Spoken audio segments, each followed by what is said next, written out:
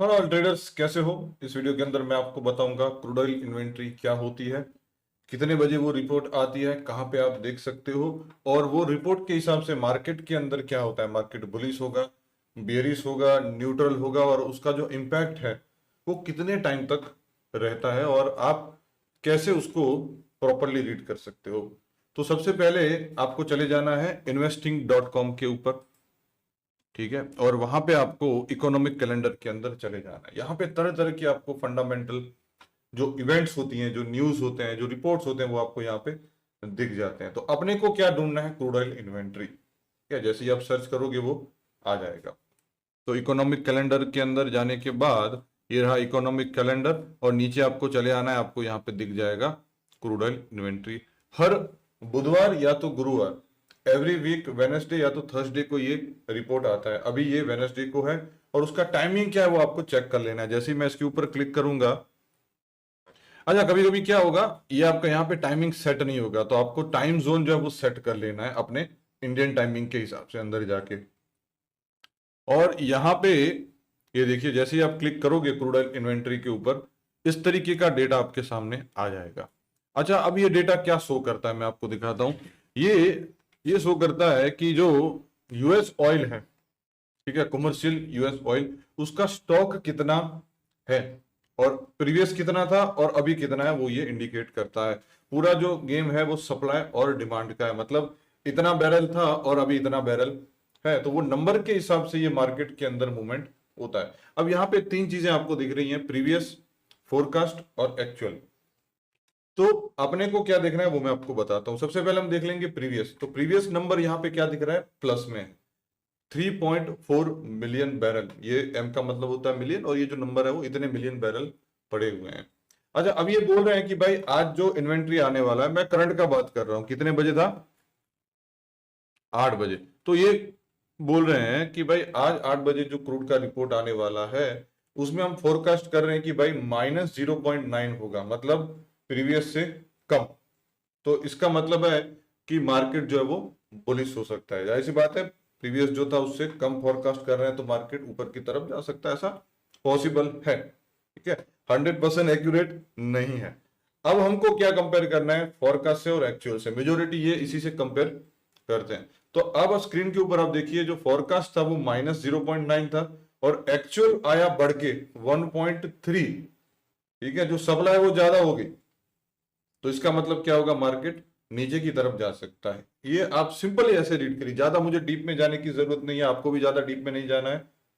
अगर ये जो नंबर हैं पिछले नंबर से बढ़ गए तो मार्केट नीचे की तरफ जा सकता है, और अगर ये नंबर घट गए, कम हो गए, तो मार्केट जो है वो ऊपर की तरफ जा सकता है। ये सिंपल है। और अगर ये नंबर आसपास है, ज्यादा डिफरेंस नहीं है इन नंबरों के बीच में, तो मार्केट न्यूट्रल रह सकता है। तो जैसे ही 8 बजेंगे क्रूड के अंदर, आप देखोगे कि जबरदस्त तरीके से या तो कैंडल ऊपर ओपन हुआ या तो नीचे की तरफ ओपन हुआ। अब आपको क्या करना है, अब ये करंट जो वीक था उसका मैं आपको दिखा देता हूं क्या इंपैक्ट हुआ।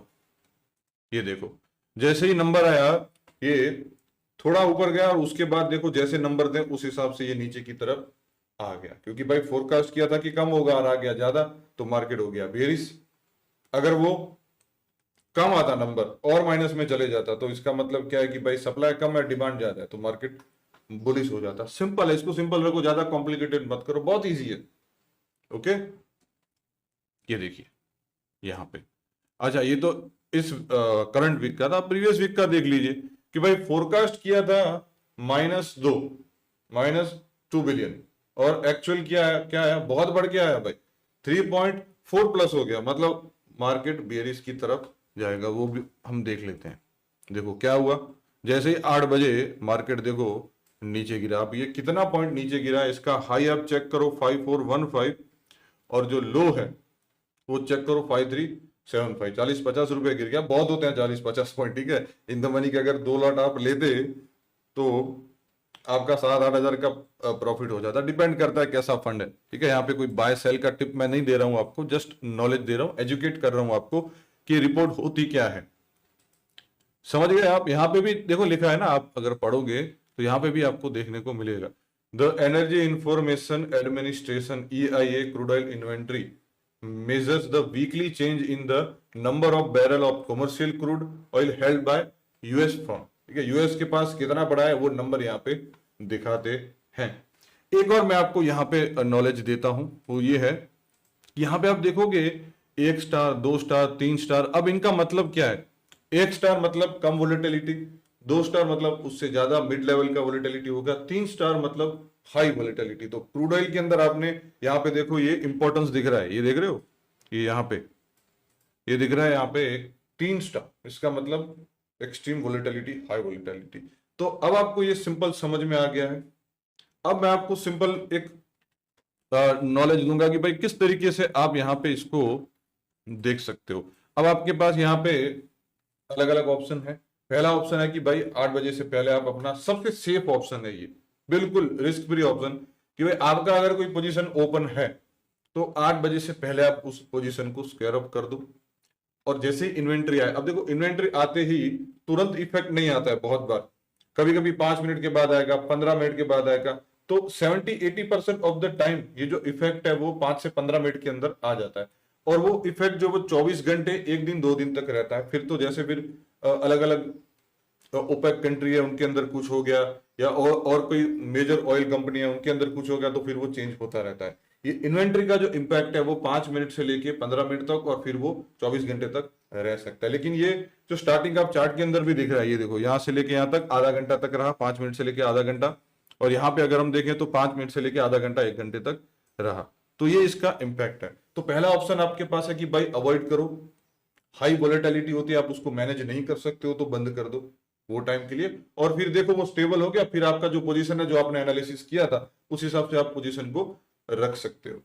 उसके अलावा आप क्या कर सकते हो, जैसे मैंने नंबर बताया कि भाई फोरकास्ट जो है वो प्लस में है और नंबर माइनस में आ गया, तो आप उस हिसाब से ट्रेड ले सकते हो।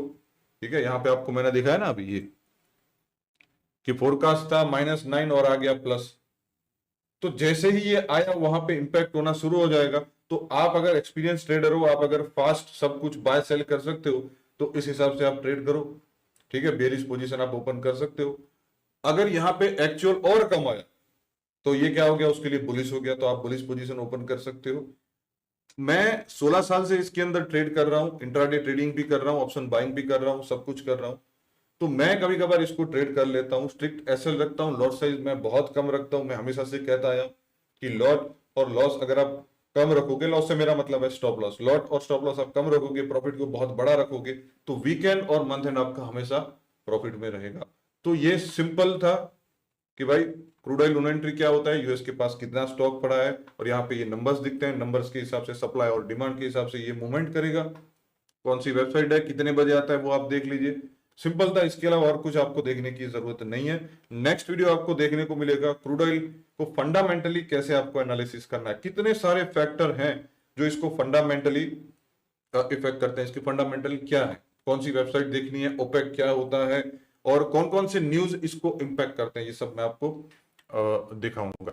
अब सिंपली सब्सक्राइब नहीं किया तो कर दीजिए, वीडियो को लाइक कर दीजिए, और मेरे व्हाट्सएप नंबर आपको ऑलरेडी पता है, वहां पे अगर आपको कुछ भी जानना है तो मुझे कांटेक्ट कर सकते हो। Thank you.